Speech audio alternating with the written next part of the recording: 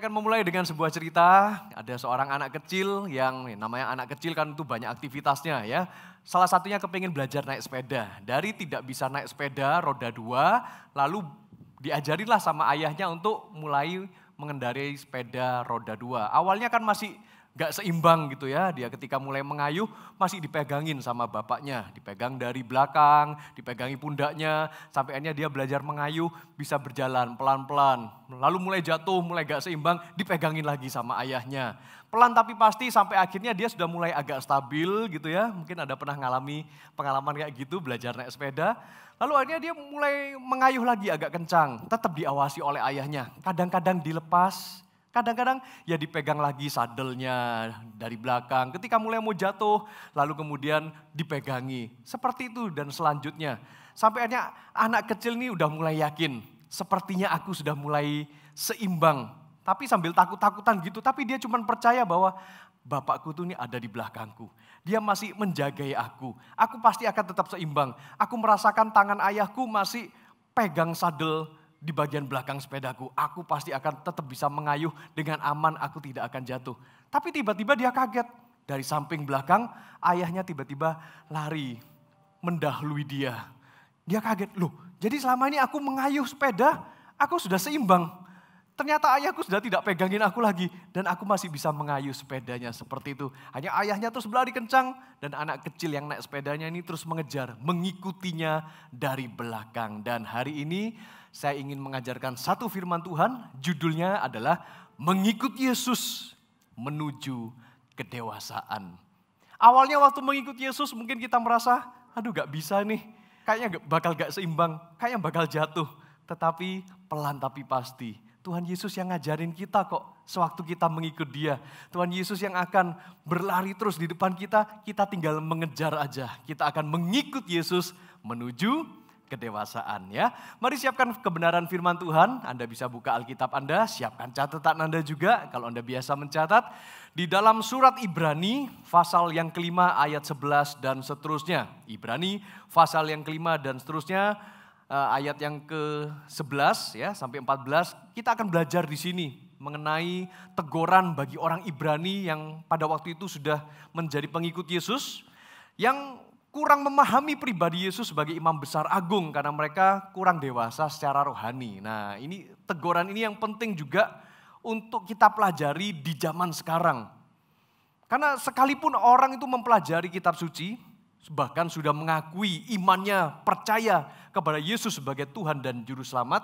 Contohnya sama seperti orang-orang Ibrani yang kemudian awalnya mereka itu agamanya Yudaisme, akhirnya bertobat, menerima Yesus sebagai Tuhan dan Juru Selamat, tetapi karena mereka tidak mau belajar, tidak mau bertumbuh menjadi semakin dewasa rohani, akhirnya mereka kurang memahami tentang pribadi Yesus yang adalah imam besar agung, sehingga akhirnya karena mereka kurang dewasa rohani, ditegurlah oleh penulis surat Ibrani ini ya. Karena itu kita mau belajar sesuai dengan tema kita hari ini, bagaimana sih kita ini caranya mengikut Yesus menuju kedewasaan. Gimana caranya saya dan Anda menjadi semakin dewasa secara rohani? Ibrani pasal yang kelima ayat yang 11. Demikianlah firman Tuhan. Tentang hal itu banyak yang harus kami katakan. Tetapi yang sukar untuk dijelaskan karena kamu telah, baca dengan keras, lamban dalam hal mendengarkan. Konteks dari tulisan surat Ibrani ini memang ditujukan kepada orang-orang Ibrani yang sudah bertobat, menerima Yesus, sudah jadi Kristen. Tetapi kemudian dituliskan khususnya di ayat 11 tentang hal itu. Hal apa sih? Jadi kalau kita pelajari bagian surat ini, penulis Ibrani ini sedang menjelaskan mengenai pribadi Yesus Kristus sebagai perantara, sebagai imam, bukan sekedar imam, tapi imam besar agung. Karena dosa-dosa manusia, ya, itu kan perlu ada korban persembahan yang dipersembahkan agar dosa manusia itu bisa diampuni, dihapuskan. Ya, kalau Anda mungkin hari-hari belakangan ini mengikuti program pembacaan Alkitab selama 2 tahun, ya, dimulai dari Januari yang lalu, kita sudah sampai pada kitab apa? Yang ikut itu loh, gerakan baca Alkitab 2 tahun, firman-Mu hidupku. Sudah sampai kitab? Ya, oke. Ya, ada yang jawab, ada yang nggak jawab ini. Anda baca nggak sih ya? Kitab Imamat ya. Kita kan lagi belajar tuh tentang tata cara korban, ibadah di kemah suci, persembahan, korban penghapus dosa, korban ucapan syukur, korban ini itu dan sebagainya. Nah, tetapi korban seperti itu sudah tidak diperlukan lagi di zaman sekarang. Karena Yesus Kristus sebagai imam besar agung, tetapi sekaligus juga Yesus Kristus menjadi korban penebus salah dan penghapus dosa itu. Itu loh maksudnya. Nah, masuk ke Ibrani pasal 5 tadi. Tentang hal itu, tentang bagaimana Yesus Kristus sebagai imam besar agung, kemudian dirinya sendiri pun juga menjadi pengganti korban hewan bakaran itu, banyak yang harus kami katakan sebetulnya. Tetapi sukar memang untuk dijelaskan. Kenapa? Karena kamu telah lamban dalam hal mendengarkan. Ya, yang pertama supaya Anda itu menuju kedewasaan ketika mengikuti Yesus, kita semua harus dimuridkan secara konsisten. Itu yang pertama. Katakan dimuridkan secara konsisten. 1, 2, 3. Dimuridkan secara konsisten. Karena masalah yang terjadi di dalam kehidupan orang-orang Ibrani Kristen di zaman itu adalah mereka semua tidak dewasa rohani. Karena ditegur mereka telah lamban dalam hal mendengarkan. Mereka lamban dalam hal dimuridkan. Tetapi kalau kita petik pelajaran dari peristiwa itu, maka saya dan Anda yang hidup di zaman sekarang, kita harus konsisten untuk dimuridkan.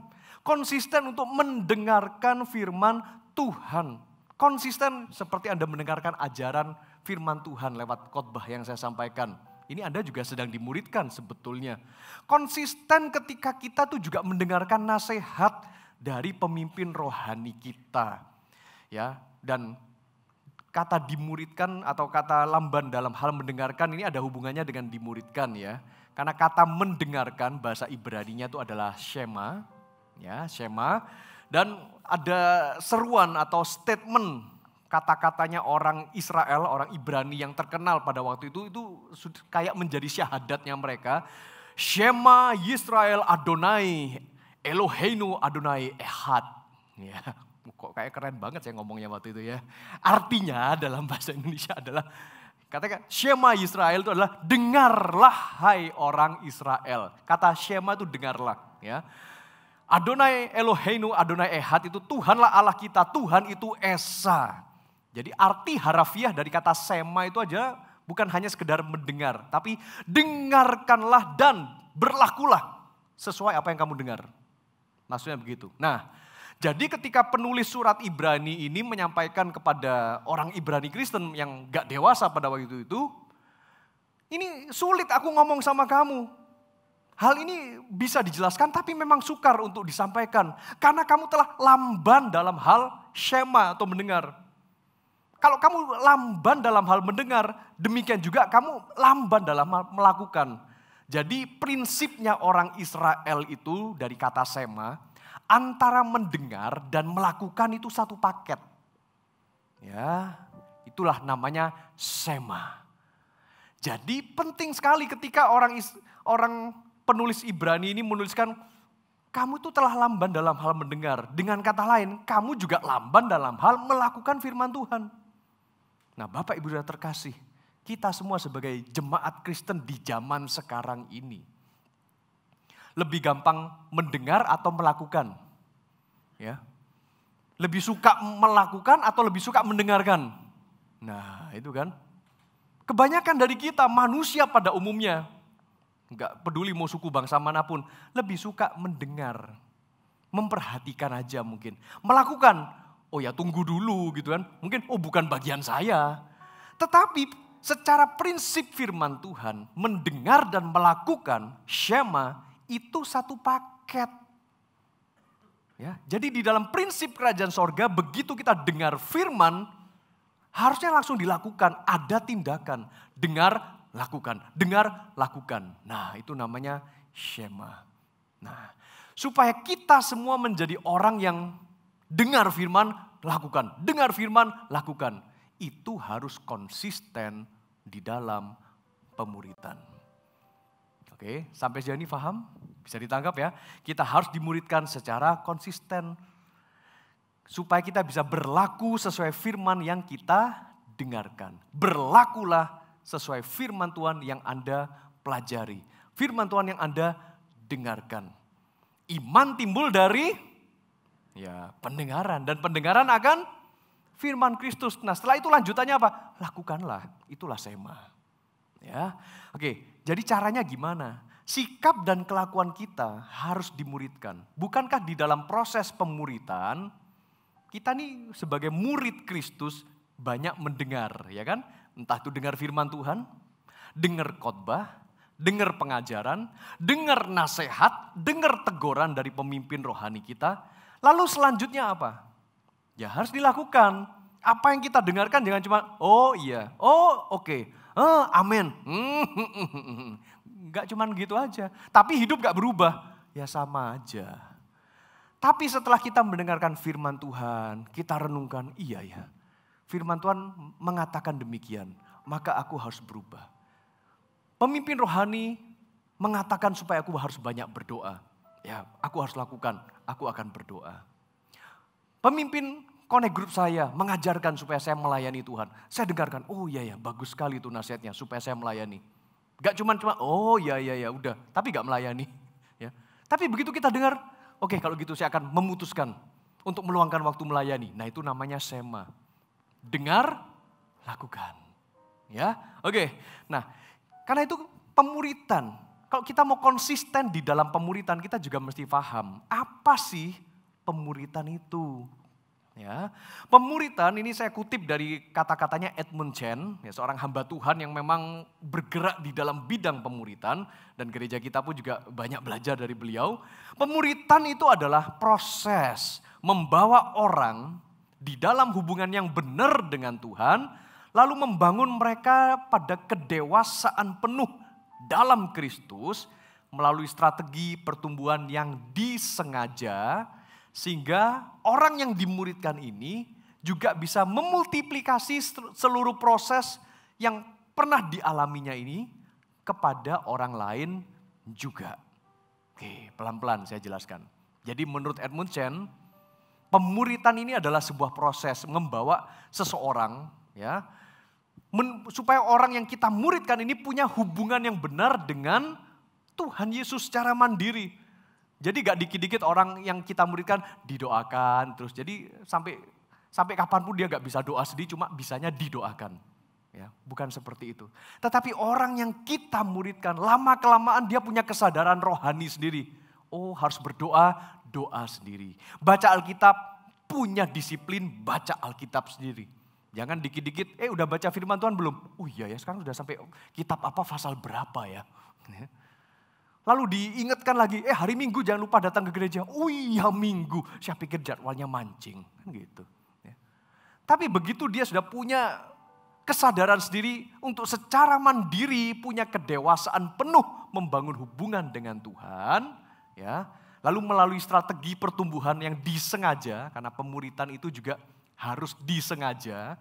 Gak bisa kebetulan, oh iya kebetulan aku mau memuridkan kamu. Atau oh kebetulan aku ketemu orang ini lalu aku dimuridkan. Gak bisa. Pemuritan itu disengaja sehingga setelah orang ini dimuridkan, bertumbuh dewasa, artinya mandiri secara rohani, bisa doa sendiri, bisa saat teduh sendiri, bisa punya kesadaran dan disiplin rohani untuk menyembah Tuhan sendiri, membangun mezbah doa, kemudian punya dorongan untuk melayani Tuhan, kemudian dia juga punya keinginan untuk disiplin datang ibadah, disiplin untuk melayani Tuhan di gereja. Nah itu sudah bertumbuh secara rohani artinya. Dan dia memultiplikasikan, melipat gandakan proses yang sudah dialami ini.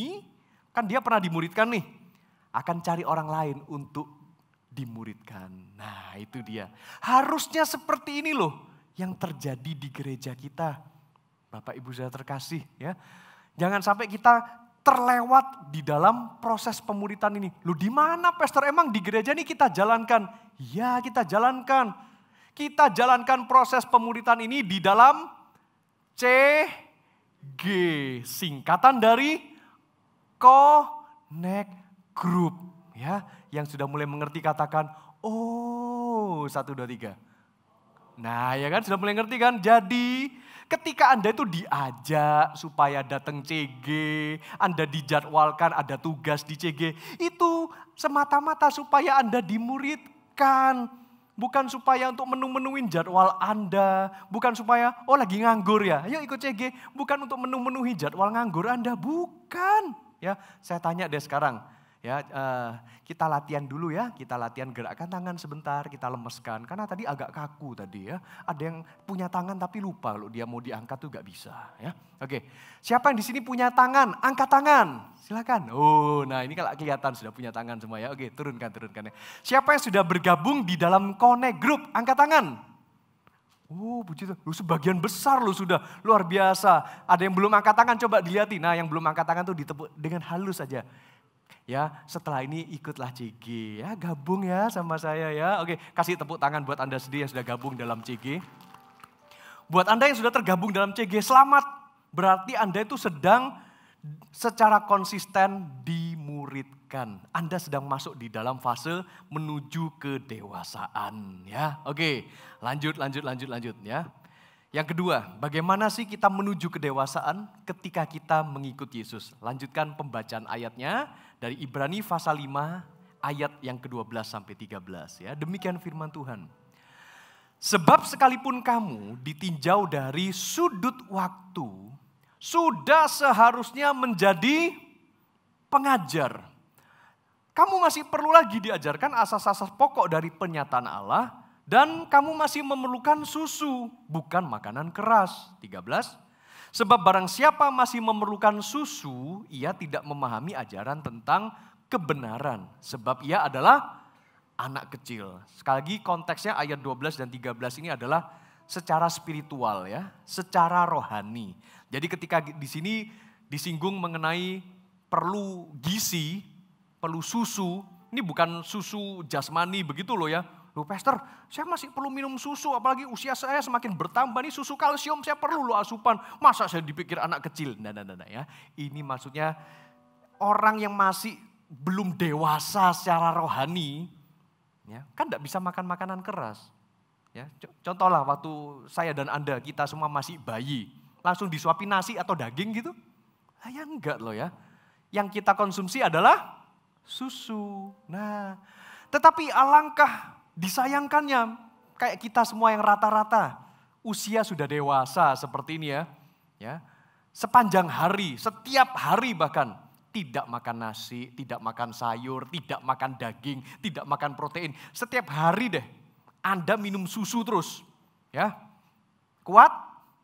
Wah, ya Tuhan, gak menikmati hidup itu namanya. Masa ada makanan enak, ada steak gitu kan, ada ayam goreng, ada sayur yang enak gitu, masa agak dimakan, masa tiap hari minum susu, lemes lah Pak badan saya. Nah, buat kita yang sudah dewasa, susu itu kan cuma tambahan, iya kan? Gak minum susu gak apa-apa kan? Ya gak apa-apa, karena kita perlunya makanan keras. Nah, sekarang kita gini, supaya kita ini menuju kedewasaan ketika mengikut Yesus. Yang kedua, yang pertama tadi kan kita harus konsisten dimuridkan. Yang kedua kita harus gantian sekarang, berinisiatif memuridkan. Nah ini tandanya kita mengikut Yesus makin dewasa. Loh kok bisa pastor? Iya dong. Kalau kita dari awalnya mau menjadi dewasa, kita konsisten dimuridkan dulu. Pasif ya, dimuridkan itu pasif. Kemudian ketika kita mulai sudah dimuridkan, kan proses pemuridan yang disampaikan Edmund Chen berkata, dan memultiplikasikan juga proses yang dialaminya untuk memuridkan yang lain. Yang kedua di sini firman Tuhan kan dikatakan ayat yang ke-12. Sebab kamu ditinjau dari sudut waktu sudah seharusnya menjadi pengajar. Pengajar artinya orang yang memuridkan, orang yang ngajarin. Poin yang kedua, kita harus berinisiatif memuridkan. Dulu sebelumnya kan kita nih dimuridkan dulu supaya kita lebih stabil iman kekristenannya. Setelah kita dimuridkan, sudah sampai fase seperti saat ini, mungkin katakanlah Anda sudah lebih rajin ke gereja. Anda sudah pelayanan. Anda sudah aktif tergabung di dalam CG.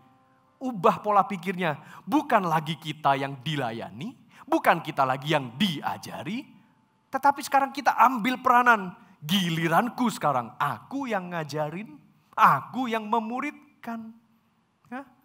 Sama seperti fase pertumbuhan kita dari anak-anak kan.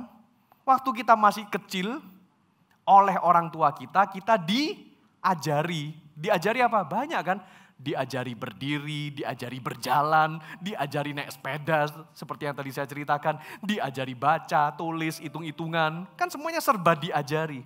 Nah, begitu Anda sudah dewasa seperti ini, ada yang masih diajari caranya berjalan? Ada yang masih diajari baca tulis, hitung-hitungan? Ya sudah enggak kan? Artinya begitu kita sudah dewasa, bahkan kita yang kemudian punya anak, kan gantian posisi kita. Kita yang sekarang mengajari atau memuridkan anak kita kan. Nah, caranya jalan begini ya, ayo berdiri, kakinya tegak, mulai jalan. Naik sepeda gimana caranya?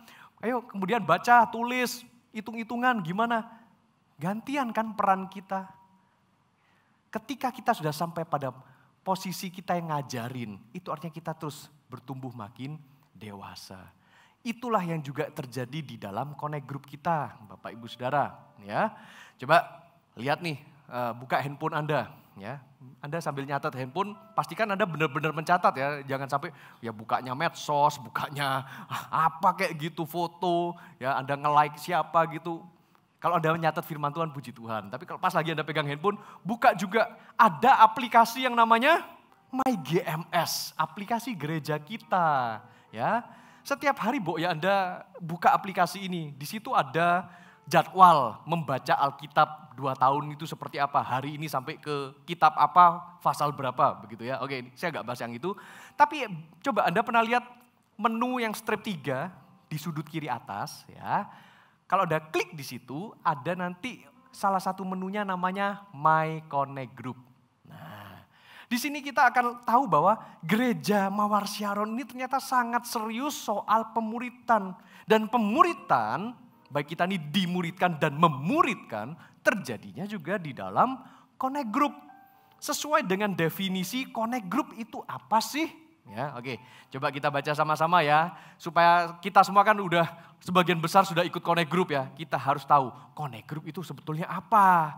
Baca sama-sama. Connect group adalah 1, 2, 3. Connect group adalah komunitas pemuritan bagi jemaat gereja Mawar Syaron menuju apa? Perubahan hidup dan membangkitkan pemurid baru. Ini loh tujuannya kita ada di dalam connect group. Sekolah arsitek akan menghasilkan siapa? Arsitek ya. Kalau kuliah kedokteran akan meluluskan dokter. Kalau Anda masuk connect group akan menghasilkan apa? Sesuai dengan definisinya tadi, pemurid. Jadi Anda harus ngerti bahwa begitu Anda itu tergabung dalam connect group, makanya gak heran ya kadang-kadang CG leader kita kan ngasih tugas sama Anda. Ya, Ci atau bro, sis gitu ya. Koh, kamu tak kasih tugas ya, minggu depan kamu yang pimpin pujian. Oh no, jangan aku Rudolfo. Kan gitu kan biasanya. Ya. Mungkin Anda merasa, aku belum layak, aku belum pantas untuk melayani. Ya, mungkin apalagi disuruh, kayaknya kamu sudah semakin rajin ya ikut CG. Minggu depan ya, kamu yang pimpin doa. Oh no, tidak, jangan aku. Masih banyak teman-teman yang lain yang bisa melayani. Saudara-saudara, ketika pemimpin rohani Anda itu ngasih Anda tugas, memberi Anda jadwal untuk melayani, itu mereka sedang memuridkan Anda. Ya, kembali kepada definisinya connect group. Anda itu dimuridkan di dalam connect group supaya mengalami yang pertama adalah perubahan hidup. Nah, perubahan hidup itu artinya karakter Anda akan menjadi semakin serupa dengan Tuhan Yesus Kristus. Perubahan hidup itu terjadi. Yang dulunya malas doa, jadi rajin berdoa. Dulu tidak ngerti firman Tuhan, jadi semakin ngerti firman Tuhan. Dulu yang gak mau baca Alkitab, lalu mau jadi baca Alkitab. Nah itu artinya terjadi perubahan hidup. Dulu yang sulit mengampuni, jadi bisa mengampuni. Perubahan hidup terjadi. Dulu yang rasanya pendiam, jahat, egois, sekarang jadi ramah, murah hati, suka senyum, melayani, mengampuni. Perubahan hidup terjadi, ya. Nah, kemudian dari yang namanya simpatisan tuh orang yang gak punya komitmen sama gereja gitu ya, masih gerejanya pindah-pindah dari gereja yang satu ke gereja yang lain, coba gereja ini, coba gereja itu dan sebagainya. Lama-kelamaan ketika bertumbuh di dalam connect group, hanya memutuskan untuk aku akan tetap tinggal di dalam komunitas connect group ini. Aku cocok di sini, aku betah di sini karena imanku tumbuh. Ya, dari yang posisinya statusnya sebagai tamu atau simpatisan di CG, akhirnya komitmen jadi member. Nah, bagi Anda yang sudah jadi member tetap, nah ini loh.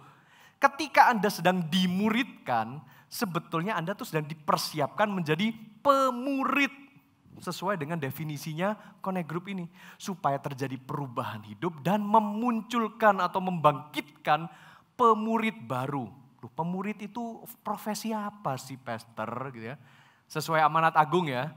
Amanat agungnya Tuhan Yesus kan berkata demikian. Jadikanlah semua bangsa muridku. Nah, untuk menjadikan semua bangsa murid, hanya kita menjadikan orang lain tuh murid, ya, maka profesinya adalah pemurid, kan gitu. Pemurid adalah orang yang memuridkan. Ya.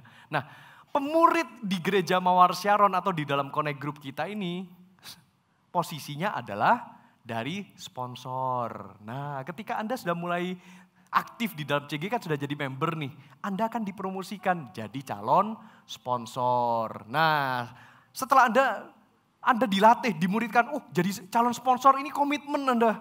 Ya, waktu dijadwalkan pelayanan, Anda lakukan. Anda dengar firman Tuhan, Anda lakukan. Anda melakukan skema dengan tepat.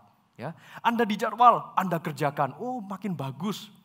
Anda kemudian jadi sponsor. Setelah jadi sponsor, Anda dikasih kepercayaan. Ayo, mimpin renungan di dalam CG, ya kan? Ada sharing materialnya. Kemudian pimpin di dalam sharing life, saling membangun bersama. Doakan teman-teman di CG. Bagus juga nih, mantep ini, ya. Kemudian ngatur acara CG, dikasih kesempatan untuk pelayanan. Ternyata bisa juga dari sponsor naik level menjadi CG leader. Nah, para CG leader di sini loh. CG leader bersama dengan sponsor. Tugasnya kita adalah memuridkan. Itu loh namanya ditinjau dari sudut waktu.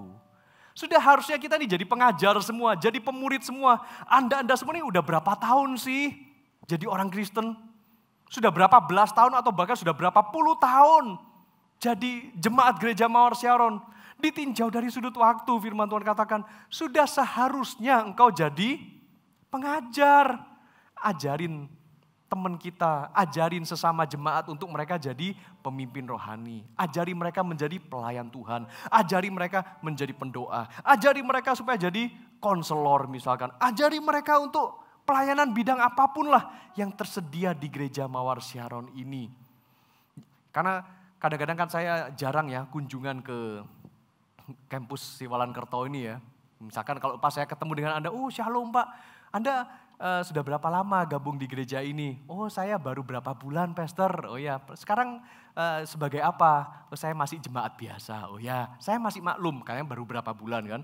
Setelah dijadwal lagi, berapa bulan berikutnya ketemu lagi, shalom ketemu lagi. Sekarang sudah jadi apa kamu? Saya masih tetap jemaat biasa, pastor. Ya, puji Tuhan. Berarti masih komitmen ya, betah digembalakan di sini.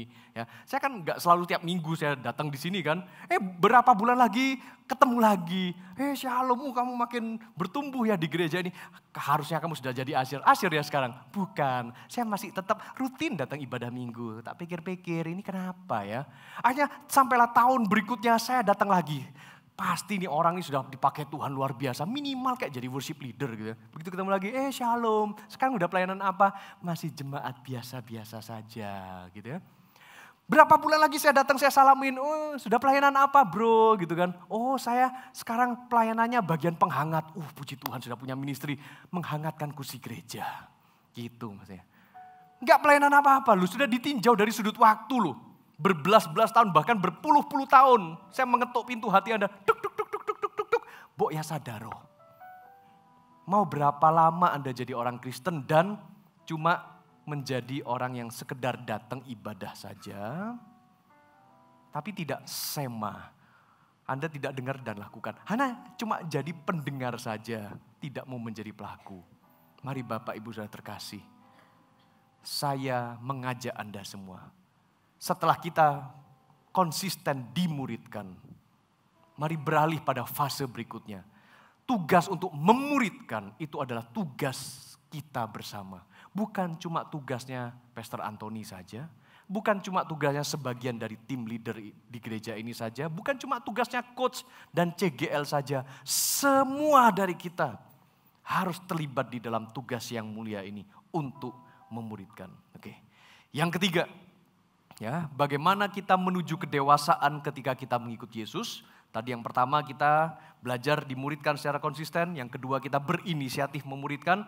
Yang ketiga, Ibrani 5 ayat 14.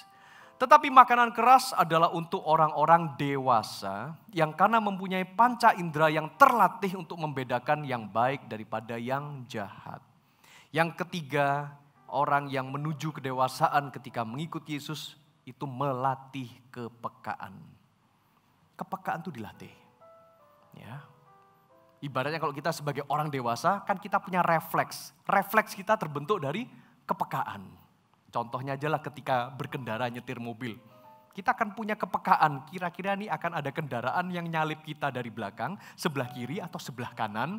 Kira-kira posisi mana yang berbahaya atau tidak berbahaya. Kan kita udah punya kepekaan seperti itu ya. Ketika mau belok kiri, mau belok kanan, kita tahu feelingnya, haluannya ini kemana supaya kita tidak menabrak. Nah itu namanya sudah punya kepekaan gitu kan. Ya. Sama di dalam hal spiritual. Kepekaan kita harus bisa dibangun. Membedakan mana yang baik, mana yang jahat. Mana yang cuman sekedar susu secara rohani, atau mana makanan keras secara rohani. Ya. Contoh, ini contoh susu secara rohani. Bukan berarti ini salah ya, bukan berarti salah. Tetapi konsumsi rohani kita jangan cuma yang level susu-susu aja. Contoh, kalau Anda mungkin lebih senang mendengarkan saudara-saudara. Tuhan Yesus itu sangat baik dalam kehidupan kita. Amin? Ya amin lah, percaya. Ya. Tuhan pasti akan selalu menolongmu. Ketika engkau berdoa, percayalah doamu pasti dijawab. Ya, senang gak denger kayak gitu? Senang dong. Ya kan? Dalam segala kesusahanmu, Tuhan pasti melindungimu. Nah ini masih susu ya. Benar, baik. Saya pun juga perlu yang seperti itu. Ya. Kalau Anda lagi sakit, percayalah, banyaklah berdoa dalam nama Yesus. Mujizat pasti terjadi dalam kehidupanmu. Tuh, firman Tuhan yang saya sampaikan ini benar, cuma ini memang susu. Kalau ini tiap minggu Anda dengarkan yang kayak gini terus, terbuai-buai hati Anda. Oh iya benar ya, Tuhan Yesus baik ya. Mujizat selalu tersedia bagi orang percaya. Tuhan pasti memberkati, berkat. Senang? Oh, seneng dong ya, saya bisa juga khotbahin kayak gitu malah lebih gampang, gak usah persiapan pun bisa. Firman susu soalnya saudara. Engkau diberkati, tidak akan kekurangan. Tuhan menjamin hidupmu. Percaya Yesus, hidupmu diberkati. Bebas dari masalah. Serahkan semua masalahmu pada Yesus, beres semuanya. Kan seneng orang dengar kayak gitu, ya kan? Banyak-banyak berdoa saudara supaya luput dari malapetaka. Hati-hati loh ya, kalau gak doa malapetaka mengincarmu. Ini sudah ajaran macam apa? Ini sudah mulai sedikit melenceng-melenceng ya. Kalau Anda mendengarkan firman Tuhan yang modelnya seperti susu seperti itu, ya mungkin kita senang karena merasa terhibur terus. Ya, tetapi itu tidak membangun. Ya, karena itu Anda perlu makanan keras. Makanan keras itu adalah ajaran kebenaran. Digali lebih dalam. Ibaratnya Anda makanan keras, Anda sebagai orang dewasa, cari makanan sendiri, gak perlu disuapin lagi. Bila perlu, mengolah masakan sendiri. Anda tahu membedakan mana yang bergizi, mana yang tidak bergizi. Mana yang gizinya tinggi, mana yang gizinya sedang, mana yang tidak bergizi sama sekali. Oke? Mana yang kira-kira mengandung lebih banyak protein dan gizi, mana yang ini cuma gorengan, mengandung banyak kolesterol, asam urat dan sebagainya. Bahkan mengandung diabetes. Oke? Kalau orang dewasa sudah tahu, oh ini makanannya sehat. Anda pasti akan milih makanan sehat. Tetapi kadang-kadang, ya saya nggak tahu ya. Kadang-kadang kita banyak komprominya. Makanan yang tidak sehat itu lebih enak, Pastor ya. Apalagi lemak-lemaknya itu, dagingnya itu, wah ini bumbunya kayak gini. Ya tapi ujung-ujungnya nggak sehat. Ya. Nanti cek darah akan membuktikan. Kan nggak enak gitu kan. Nah, tapi sebagai orang dewasa kan bisa membedakan mana yang baik, mana yang jahat. Mana yang sehat, mana yang makanan nggak sehat. Yang kita konsumsi adalah makanan yang ya tetap nggak sehat, heran saya. Nah, ya. Pasti Anda maksud hati sih kepingin milih yang sehat, tapi yang nggak sehat kok lebih enak, ya kan? Ya, kita belajar, saya pun juga masih banyak belajar Bapak Ibu Saudara ya. Tetapi kalau kita ini tahu mana yang baik dan mana yang nggak baik, pasti harusnya kita milih yang lebih baik lah ya, gitu ya. Nah karena itu setiap hari saya dorong Anda, konsumsilah makanan keras, makanan sehat, cari sendiri. Carinya di mana? Tadi sudah saya sampaikan lewat aplikasi MyGMS itu loh. MyGMS, lalu Anda klik program Firman-Mu Hidupku. Setiap hari sudah ada jadwal bacaan. Cari sendiri, orang dewasa rohani itu cari sendiri, gak usah sampai ditegorin, diingatkan sama siapa, mungkin sama pastornya, sama CGL-nya, sama coach, baca ini ya, baca. Ya, sesekali kami sebagai pemimpin rohani memang harus tetap mengingatkan, baca firman, baca firman, baca firman. Tapi kalau Anda sudah semakin dewasa rohani, gak usah diingatkan, gak usah disuruh, Anda pasti akan baca sendiri. Sama seperti kita orang dewasa.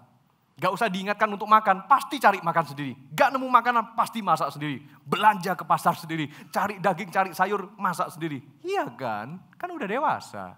Gitu loh. Ya. Dan kalau misalkan Anda gak mengerti, saya baca firman Tuhan, kitab ini, pasal ini. Pas bacaan hari itu kok gak ngerti ya, kira-kira praktek nyatanya untuk hidup saya apa? Di aplikasi MyGMS yang sama, setiap hari ada GMS Devotion dalam bentuk video. Di situ paling tidak ada penjelasannya. Kan itu cukup membantu kita kan Bapak Ibu Saudara? Ada yang mendampingi membantu Anda untuk menikmati makanan keras secara rohani. Bertumbuhlah di dalam area itu ya. Karena semakin kita dewasa, kepekaan rohani kita semakin dilatih. Sebagai orang dewasa kita bisa membedakan. Karena sudah peka nih, mana yang baik, mana yang jahat. Mana yang menyenangkan hati Tuhan, mana yang tidak menyenangkan hati Tuhan. Kalau kita melayani Tuhan itu adalah hal yang baik, pasti kita akan mulai meluangkan waktu dan mempersiapkan diri kita untuk melayani Tuhan. Dan kita tahu yang tidak baik itu adalah ketika kita menolak pelayanan. Ya, kalau Tuhan sudah memerintahkan, Tuhan menciptakan saya dan Anda untuk pekerjaan pelayanan. Kan gak mungkin kita menentang firman Tuhan, aku gak mau pelayanan. Karena pelayanan itu kayak bukan panggilanku. Gak ada lah orang Kristen itu yang tidak terpanggil untuk pelayanan. Setiap kita diperlengkapi, dikasih karunia Roh Kudus. Anda diberikan talenta, bakat, kepandaian intelektual, termasuk dikasih nyawa. Diberikan anugerah keselamatan untuk Anda melayani Tuhan. Karena pelayanan kita di dunia ini kan cuma latihan. Begitu nanti suatu saat kita masuk sorga, kita udah terbiasa melayani Tuhan di dunia kok. Begitu di sorga, kita melayani Tuhan sepanjang waktu di sorga. Ya kan? Anda gak akan bisa lari dari pelayanan. Minimal pelayanan kita di sorga adalah menaikkan pujian non-stop terus. Menyembah Tuhan, mengagung-agungkan Tuhan di sorga. Itu pelayanan loh. Selama di dunia Anda males, hati-hati loh. Begitu sampai di sorga, suara Anda fales sendiri. Langsung malaikat bisa tahu, selama di dunia enggak pernah pelayanan ini. Ya. Oke. Kita tahu mana yang baik, mana yang tidak baik. Kita punya kepekaan karena kepekaan kita telah dilatih. Jadi Bapak Ibu sekalian, saat mengikut Yesus kita akan semakin dewasa. Bila kita konsisten dimuridkan, karena itu rajin-rajinlah ikut CG. Dan kita juga kemudian gantian inisiatif memuridkan juga di dalam CG. Serta kita bisa melatih kepekaan kita. Membedakan mana yang baik dan mana yang tidak baik atau jahat. Ya, demikian firman Tuhan, kita mau sungguh-sungguh mengikut Yesus. Karena ujung-ujungnya mengikut Yesus adalah kedewasaan rohani. Kita akan semakin mempermuliakan Dia. Haleluya.